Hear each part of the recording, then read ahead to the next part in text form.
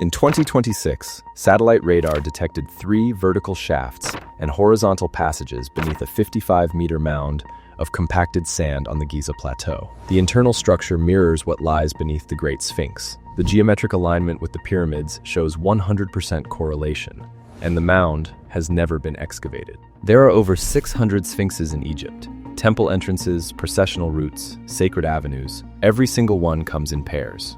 2 guardians, never one. The Great Sphinx of Giza is the only solitary example in 3,000 years of Egyptian construction. A telecommunications engineer named Filippo Biondi believes the missing twin is inside that mound. He places his confidence at 80%, but the evidence did not begin with his radar scans. It began 4,500 years ago. Aker was one of the most ancient gods in the Egyptian pantheon, first depicted during the reign of Pharaoh Den, the 4th king of the First Dynasty, placing him at the very dawn of dynastic civilization, around 3000 BC. He was the guardian of the horizon, the earth, and the threshold of the underworld. His role was to protect the passage of the sun god Ra through the Duat each night and to release him again at dawn. His iconography is specific. Aker was not depicted as a single creature. He was 2 recumbent lions merged together, seated back to back, each facing an opposite horizon. By the Middle Kingdom, this imagery had solidified into the twin lions known as Seth and Dual, yesterday and tomorrow. They sat back to back with the solar disk placed between them, guarding opposite ends of the corridor through which the sun traveled beneath the earth. The theological message was unambiguous. The guardian of the horizon was always 2, never one. One faced east, towards the rising sun, towards tomorrow. One faced west, towards the setting sun, towards yesterday. Together they enclose the passage of the solar bark.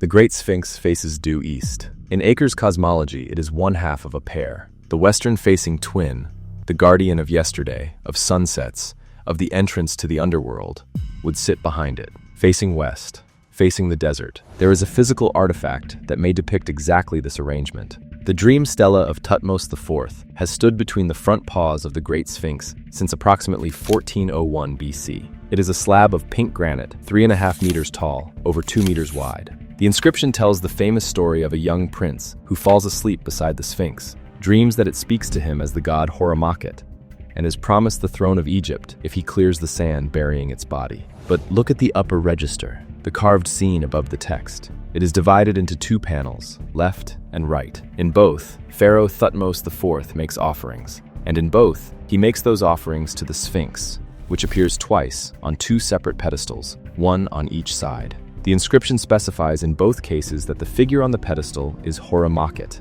the divine name of the Sphinx. The stela is symmetrical, 2 sphinxes facing opposite directions, flanking the center, exactly as Aker's theology demands. Mainstream Egyptology's position is that this is standard New Kingdom artistic convention, a compositional device. But the alternative reading, that the dual imagery literally depicts 2 sphinxes, has never been conclusively disproved. And the dream stela is incomplete. A large crack running through the stone has destroyed approximately half of the original text.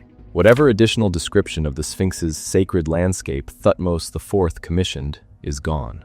The most sustained modern case for a second Sphinx belongs to Egyptian Egyptologist Bassam el-Shamma, who spent more than 10 years compiling textual, archaeological, and satellite evidence. His argument rests on several interlocking claims. Egyptian Sphinxes, without exception, come in pairs. Ancient Egyptian texts, Middle Kingdom papyri, and later Greek and Roman accounts reference a second Sphinx at or near Giza. And NASA satellite imagery reviewed by el-Shamma shows an anomalous formation near the known Sphinx, consistent with a buried large-scale limestone structure. El-Shamma published his findings. They were noted, and then largely set aside. In 2026, Filippo Biondi arrived at the same location through a completely independent method. Biondi holds a PhD from La Sapienza University in Rome, specializing in remote sensing and synthetic aperture radar. He previously served as a contract professor at the University of Strathclyde in Glasgow and worked with Italian government satellite radar systems. His collaborator on this project is Corrado Malanga, a retired professor of chemistry at the University of Pisa. Biondi's approach did not begin with theology or textual analysis. It began with geometry. The known Great Sphinx sits at a specific position on the Giza Plateau relative to the Pyramid of Khafra. Biondi drew a line segment from the center of the Khafra pyramid's base to the position of the Great Sphinx. He He then drew a corresponding line from the center of the Great Pyramid's base, mirrored symmetrically across the central axis. The endpoint of this second line falls at a specific geographic coordinate to the northwest of the existing Sphinx. The geometric correlations do not stop there. The two line segments are parallel.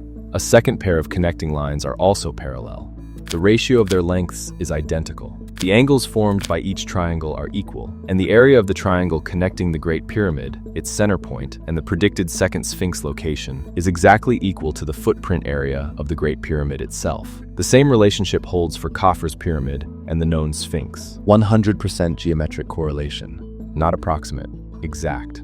When this coordinate is plotted on satellite imagery of the plateau, it falls directly beneath a raised mound of compacted sand that has been visible to researchers and travelers for centuries. Two independent researchers, using entirely different methods, one textual and archaeological, the other purely mathematical, converged on the same spot. The mound itself stands approximately 55 meters above the surrounding terrain. Biondi describes its composition as solidified sand, not bedrock. If this observation is correct, it suggests deliberate compaction, the kind that might result from intentional burial, not natural geological accumulation. The first Sphinx sits in a slight depression below the surface level of the plateau. If a second Sphinx of comparable scale exists beneath this mound, its uppermost point could potentially align with the top of the mound itself.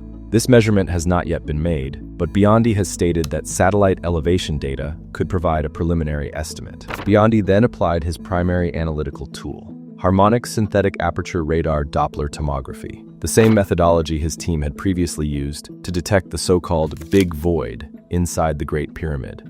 Results that were published in a peer-reviewed open-access article and which matched the corridor subsequently confirmed physically by the Scan Pyramids project when they drilled through the chevron on the north face. The radar processing of the mound produced what Biondi described as preliminary but significant results. Vertical shafts descending from the upper portion of the mound, closely resembling those previously detected beneath the existing Great Sphinx.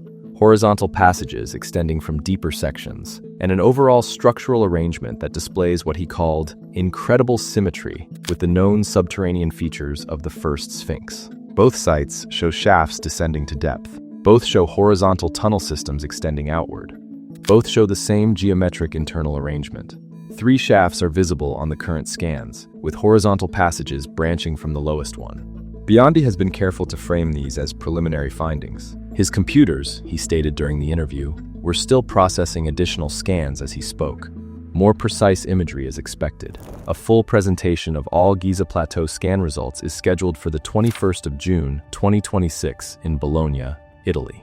He has also been explicit about what comes next: physical verification, geologists on site, meticulous examination of the mound.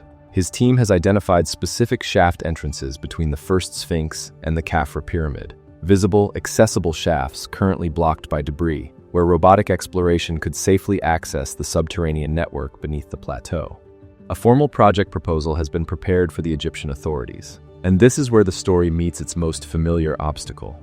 Zahi Hawass has stated that the area around the Sphinx has been excavated by numerous archaeologists and yielded nothing suggesting a second Sphinx. But his dismissal refers to earlier proposed locations, not to the specific geometric position that Biondi's analysis targets. That particular mound, at those particular coordinates, has never been excavated with this hypothesis in mind.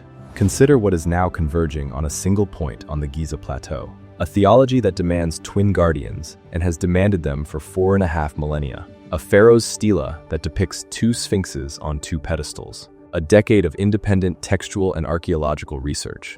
A geometric projection with 100% correlation to the pyramid layout. Satellite radar detecting internal structures that mirror the known Sphinx. And a 55-meter mound of solidified sand that has been sitting in plain view for as long as anyone can record. The most studied archaeological site on Earth. And there is a mound on it that no one has excavated. Whatever is beneath that sand, the fact that no one has looked is the real anomaly. If you want to support deeper research and found this journey as fascinating as we did, subscribe to Ancient Epochs for more.